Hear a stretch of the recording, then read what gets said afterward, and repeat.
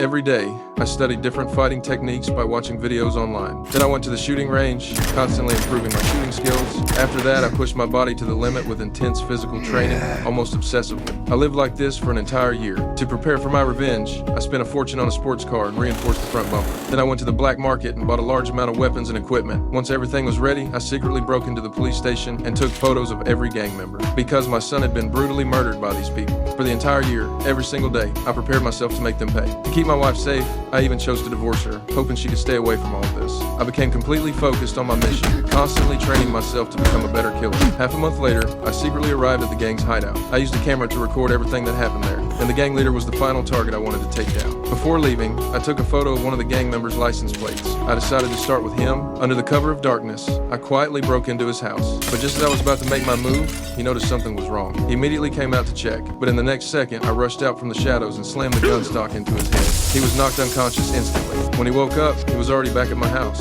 I walked over to him, I cut the rope binding him with a knife, and dragged him to the table. Then I took out a piece of paper and a pen, forcing him to answer every question written on it. But the moment he saw those questions, he became furious. When he tried to resist, I didn't hesitate. I beat him until he finally agreed to cooperate. That night, I organized all my equipment one last time. I chose to act on this day because exactly 1 year ago, my son was killed. After that, I brought him to the doorstep of the police chief, who was in charge of investigating the case. I left an envelope on him. Inside were a USB drive and a card filled with written information. The police chief turned on his computer and inserted the USB drive. The next second, he was completely shocked. The drive contained all the evidence I had collected over the past year about the gang's crimes. But that wasn't all. I had also clearly marked every location where they hid and every place connected to their crimes.